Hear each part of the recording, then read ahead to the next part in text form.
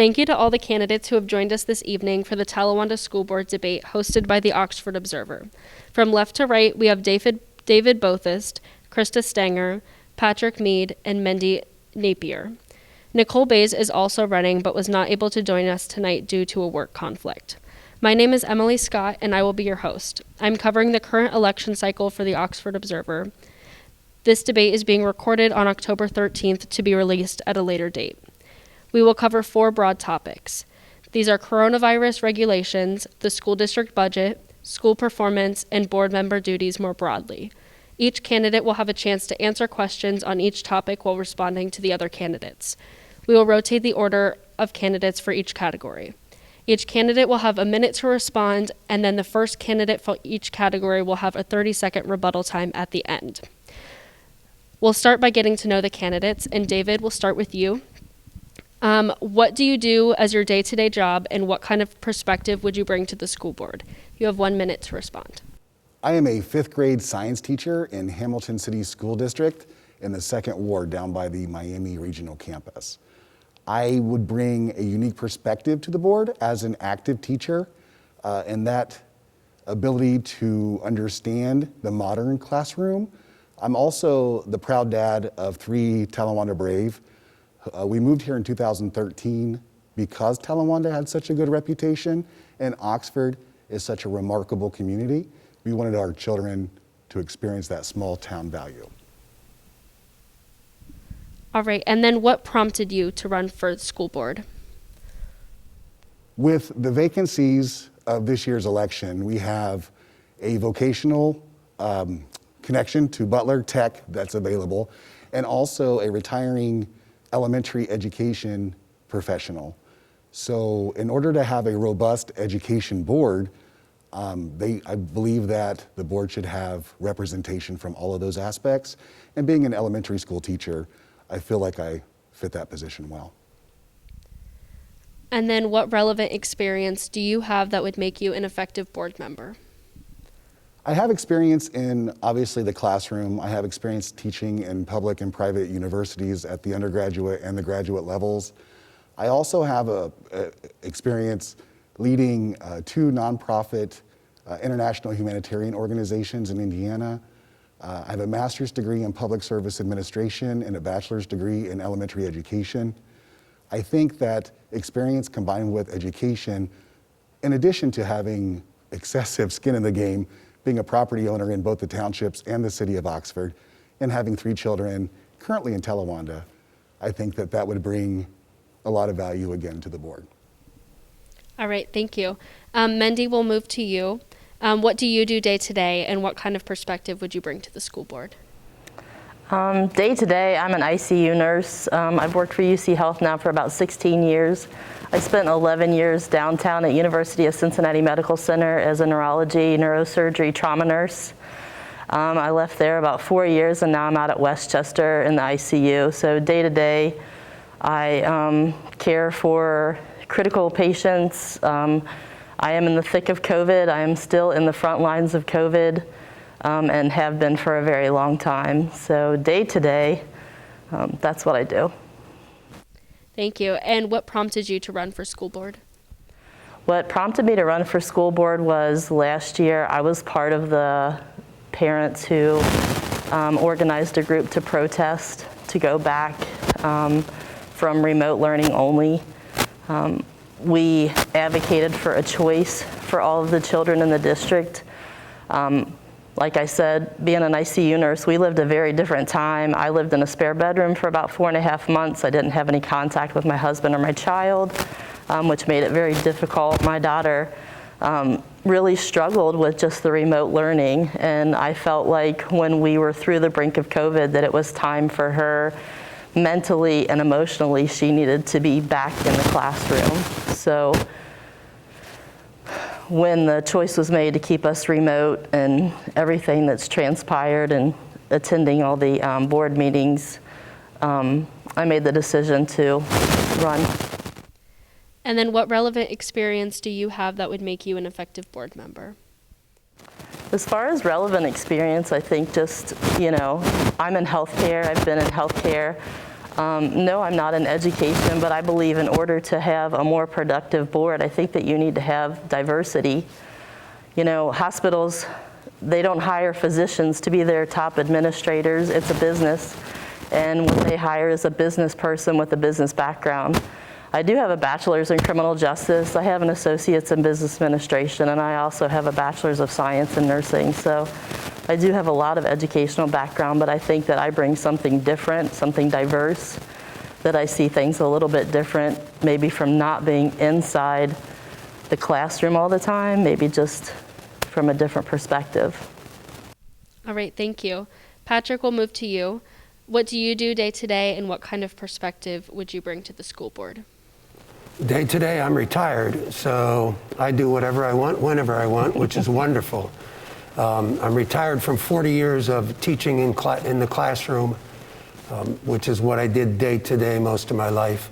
So now I spend time watching my grandchildren play basketball and baseball, taking hikes with my wife, and doing a lot of reading that I didn't have time to do when I was raising 6 children, and both of us were working full time.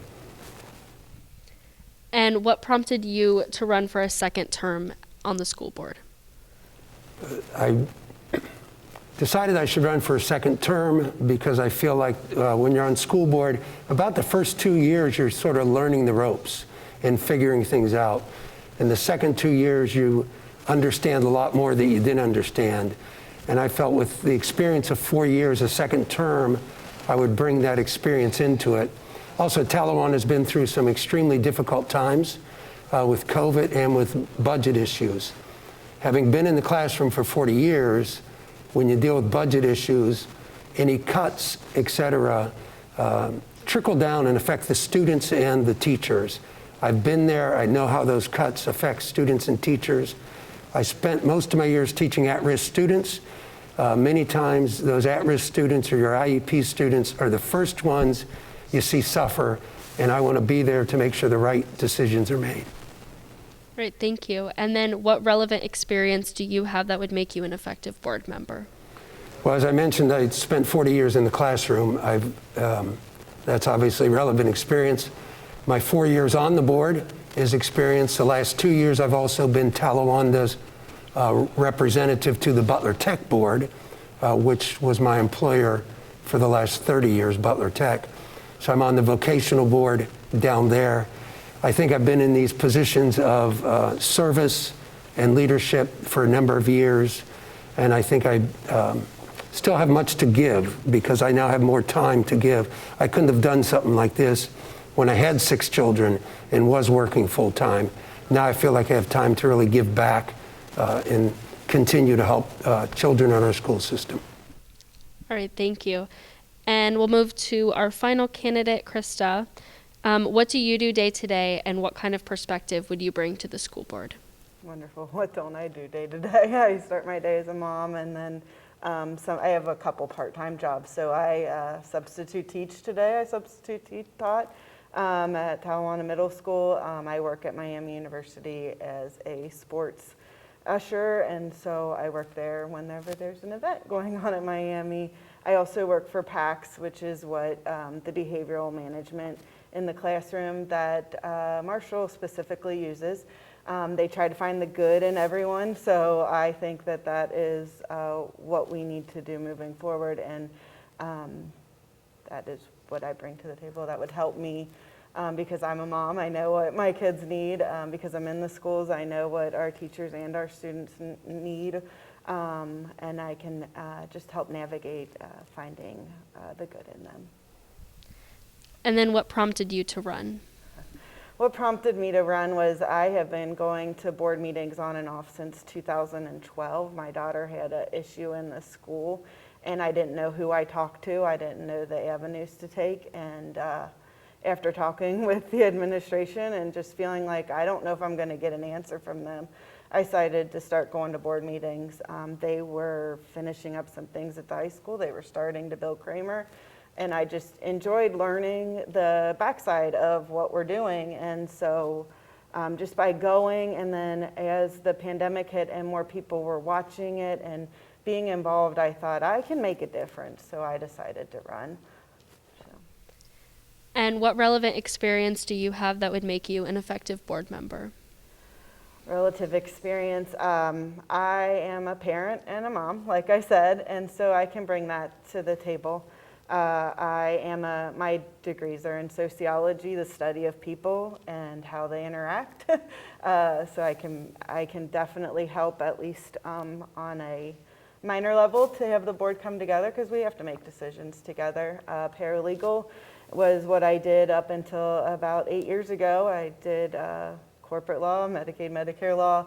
I enjoy reading legal documents, so I can help us to write our policies and make them clear to the public that this is what our school district is doing. So that is what I would benefit to have me on the board. All right, thank you. And Krista, we'll stick with you, moving to our first category, which is coronavirus regulations. COVID regulations are a unique and recent problem that school boards must navigate. Going forward, what types of regulations would you support, and would you support a vaccine mandate for teachers or students? I think that I would support social distancing, the hand washing, the keeping our students safe and in school any way we can. I am okay with masks, but I think that we need to have a policy in place of when we're going to review that. If we are not getting sick, we should explore the option of taking our masks off and just teaching our kids and letting our kids interact again. Going forward, vaccines. Personally, I had a hard time choosing to get the vaccine. I did get the vaccine. I did end up getting COVID. I don't believe that it should be mandated to anyone at this stage of the game, so I would not support vaccine mandates in our schools. Okay, thank you. Moving to David, how should the school board evolve to the constantly changing nature of the pandemic? What kind of balance should there be between public health officials and what they're saying and what the public wants if these two things differ? And they have differed. And in fact, it's divided our community. The thing that we have to keep as our primary focus is the quality of our education services in Talawanda. How are we preparing our students for life beyond? We have to come together with this. We have to come to an agreement that they are our primary objective. We need to follow the science. We need to review it. We need to trust in it. We have to be diligent about it. So in the event that health officials and public, I don't know the word to use there, how the public responds to that differ, we have to err on the side of science and safety. There are several children, not just a small handful, that we have to think about. Thank you. So then moving to Mendy, you've been very outspoken that you have been against many of the mandates that the school board has made. So what specifically would you like to see done going forward with coronavirus regulations? Specifically, I would really appreciate the fact that maybe we could provide the parents with a choice to allow their children to wear masks if they feel the need, and allowing the children not to wear masks if the parents don't feel that it's necessary. I believe that it's making it really hard for some of the younger children with speech impediments and learning disabilities. They don't have the ability to, see people purse their lips together for phonics and stuff like that. And I also believe that, it doesn't allow that growth of nonverbal communication that we understand as being older people, because, we can tell, like, when people's eyebrows lift and stuff, then they're happy or sad and things like that. So I think that it provides it makes it hard for these little ones. So I would always advocate for a choice first. Okay, thank you. And Patrick, As the only incumbent running this election, do you agree with all of the decisions relating to COVID precautions that the school board has already passed? Where would you like to see regulations go from here? I would not say I agreed with all of them. That when we shut down the first year, I voted against that. I wanted a hybrid model. I thought it was important students start in the classroom. But the other board members were very worried about the influx of Miami students, so I don't fault them for their choice.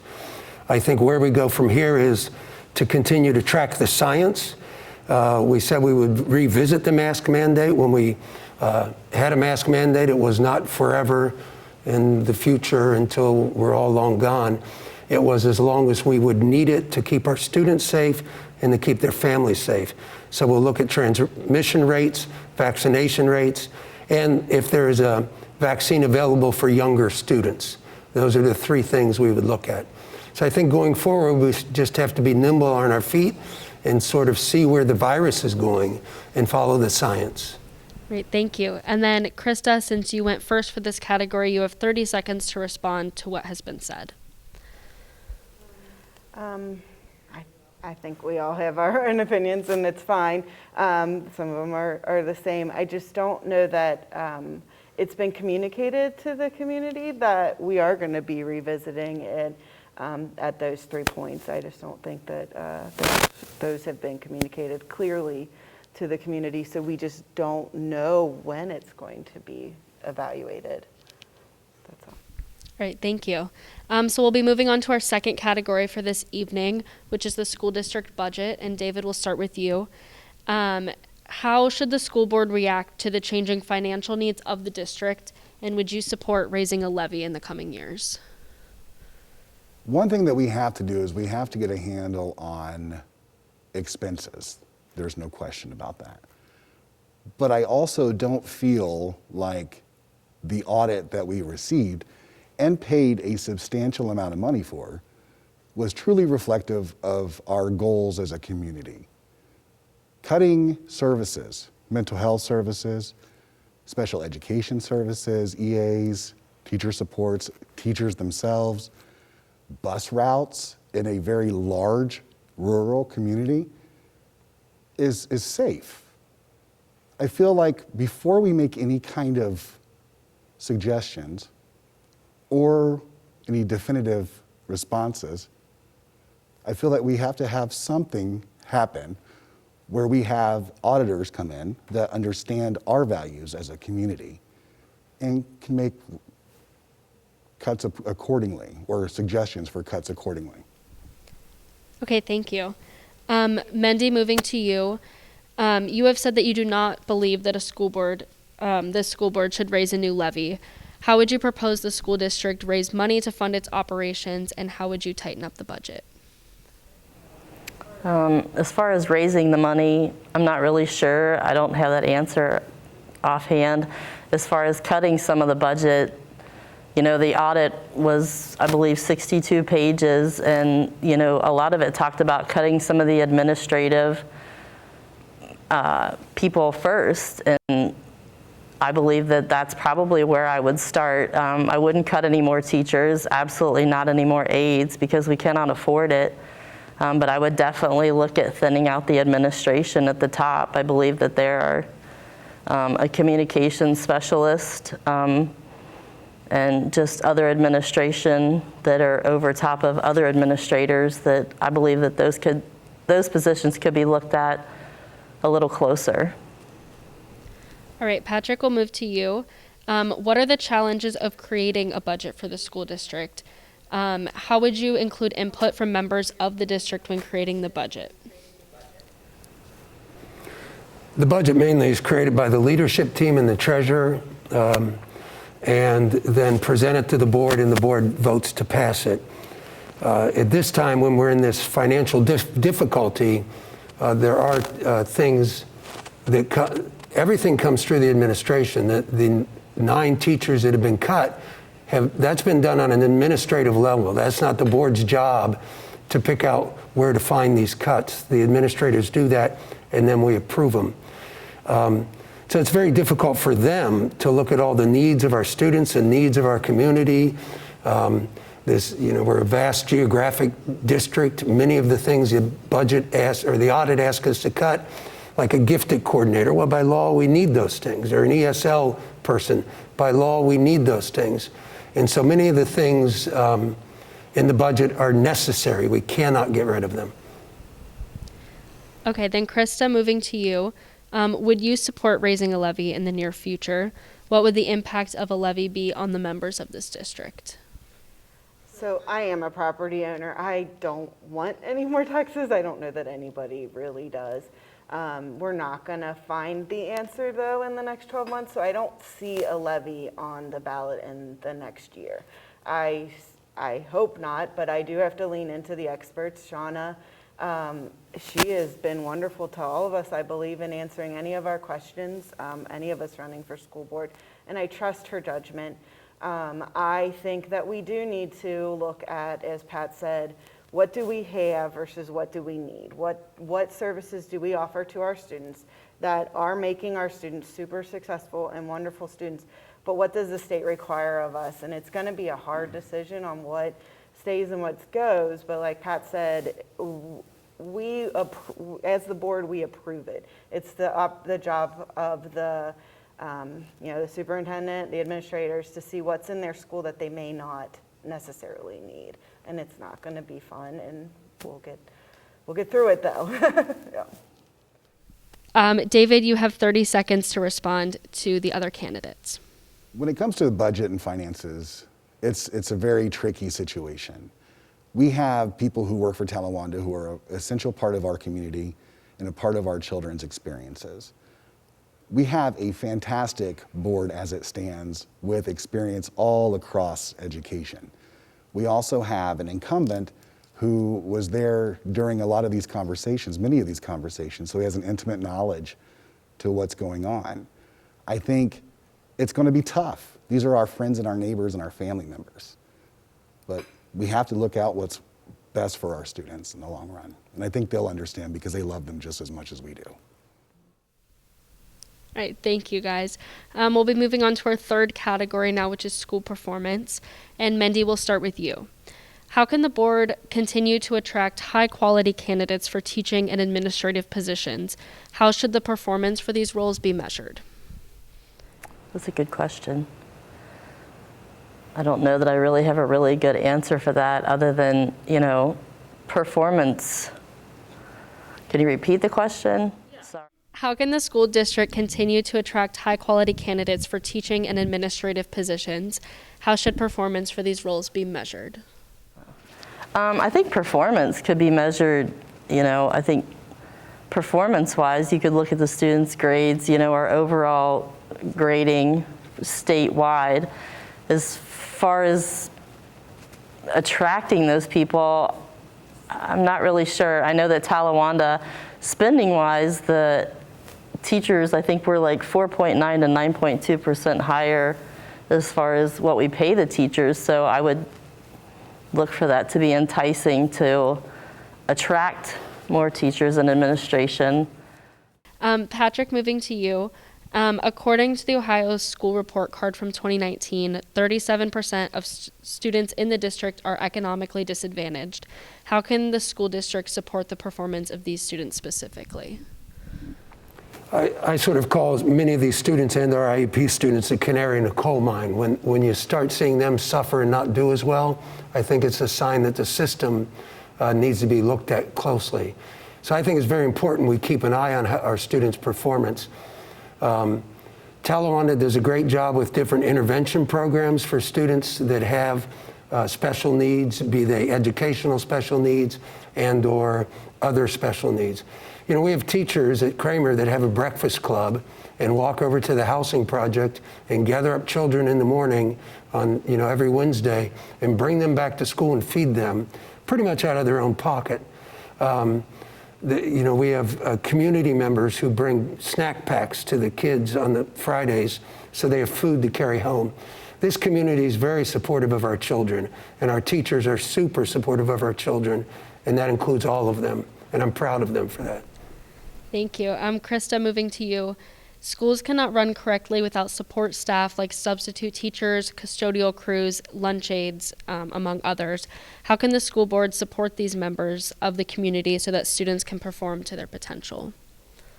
Yeah, absolutely. We can't run without our cafeteria people, our aides. I was in school today and there was an aide and she helped just manage the kids that needed the one-on-one.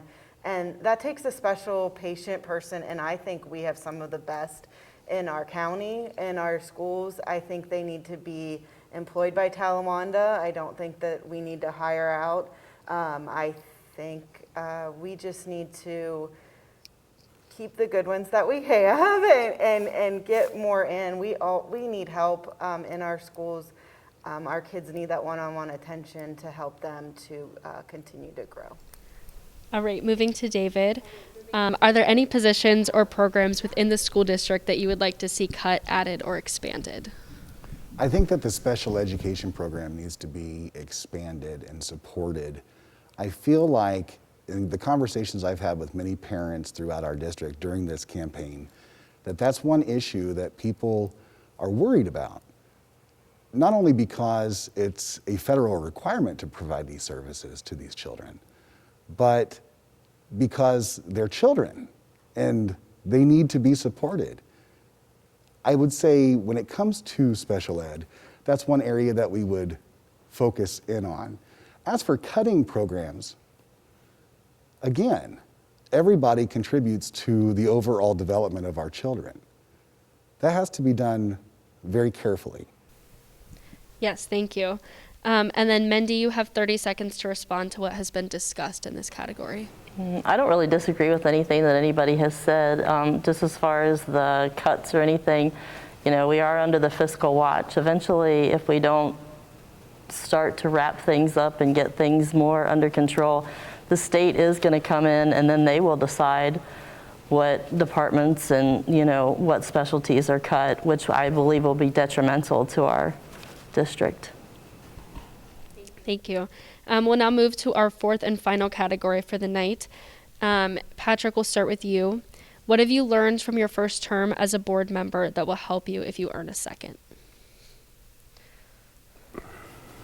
I learned a lot in my first term as a board member. When I got elected, I went to OSBA, the Ohio State Board Association, School Board Association, and I think I ordered about 8 books about school law and superintendent relationships, treasurer relationships, the role of a board member, the public records request things, open meetings, and spent a lot of time studying those so that I would be an effective contributing board member. One of the things that sometimes I have to remind myself of, because I was in the classroom so long, hands-on with the students, is that the job of the board is to set policy, to approve budgets, to approve hires. It is not to get into the weeds of different situations and involve yourself in the details that are really administrative details. So I think that's an important thing to remember as a board member. Thank you. And Krista, how do you think the school board should incorporate the opinions of the public into the decision that it makes? That's important. I too, I'm just going to point out on his, I attended before I chose to run. There was a seminar with the Ohio State Board of Education that was just like a morning, and it talked about how to run, what to do, what the board was, and I found it extremely interesting. And then what was my question was what can we do? I think that we need to answer emails and tell them, I know we can't spend all our time answering emails, but I know a lot of people just want to hear from us, and it can be just a simple, this isn't my expertise. I would suggest you talk to this person. When I had my issue, I just wanted to be told, hey, go talk to the principal or the HR director or whoever, the director of student services. I don't think people know who that is or what their job is. And so I think it's important to communicate, like, maybe I can't help you because I'm not involved in the day-to-day, but here is who will be able to help you. Okay, David, how do you think that the school board could be better accessible to the public? And if you were a board member, how would you interact with the public? Oh, certainly. I've spent a lot of time during this campaign, early mornings and late nights, answering questions and posting while, running a fifth grade science classroom and 3 children in Talawanda. And so I think being available is important. We have to be transparent. I think that's one of the things that divides our community, is that a lot of people don't feel like the board is as transparent as it could be, even though we have, and in fact, Pat, I'll give him credit for having the video available online, public record. All of these agenda points, the Facebook pages, all of those, people have the information. They just maybe sometimes need to be directed to where to find it. But I do believe in my classroom, I have a policy that if you have a question, ask it, because chances are good that another student has the same question. And by answering your question publicly, I may be helping another. Thank you. Moving to Mindy, if you were a board member, how would you constantly evolve to stay up to date with the issues the district is facing now, and then of course the unknowns that it will face in the future? I've actually spent the last probably 4 months going back through and watching a lot of the previous board meetings that I had not attended personally, just to try and familiarize myself with some of the things that have happened, and just to try and familiarize myself with kind of how the board works and things like that. So I've just been trying to educate myself, and I have looked into a couple of the Board of Education seminars and stuff so I've just been trying to learn a lot, because it's completely different from nursing. So when you're not an educator and you're not inside that, it's just a whole lot of different terminology and whatnot. So I've just been trying to learn. Thank you. And then Patrick, you have 30 seconds to respond to what's been said in this category. I do think our board is transparent. We now videotape the meetings and they're archived. So I could not go back and look at old board meetings when I got on the board to see what happened, because that didn't exist. I'm really glad that exists for our community. And as far, I know a lot of people contact the board about issues and policies, and most of the time the board members will not respond, because we are taught we do not speak for the board. And so sometimes you're afraid to answer that email and people think you speak for the board. I'm one member, so I don't answer all of them. Thank you. So that was our last category for the evening. Before we end, I do just want to go down. Can you each, David, starting with you, say if somebody watching this wants to contact you and learn more about you or your campaign, how can they get in touch with you?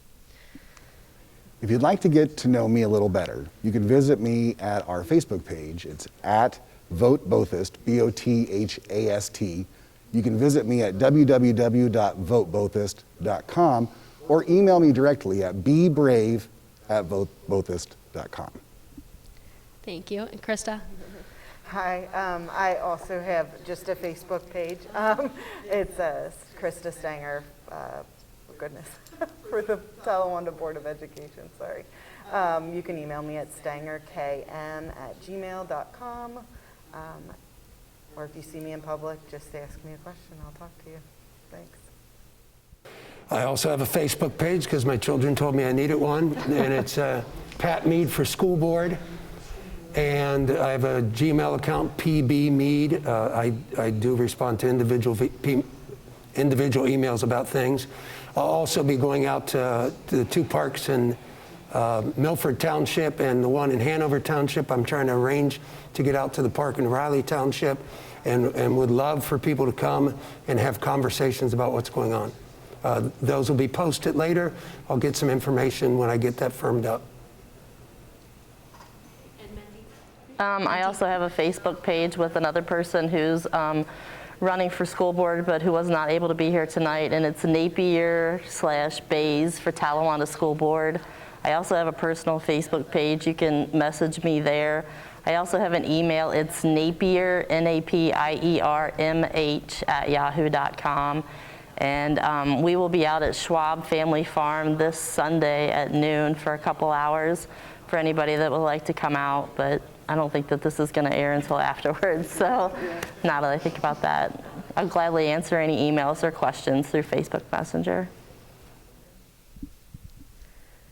All right, that's it for this evening. Thank you to the candidates and my fellow staff members for making this happen. The Oxford Observer would like to encourage everyone to vote and make their voices heard. Election Day is Tuesday, November 2nd. The polls will be open from 6 a.m. to 7:30 p.m. You can visit the Butler County Board of Elections website to check your precinct location. You can also vote early at the Board of Elections or by mail. Thank you for watching, and to all of our candidates, have a good night.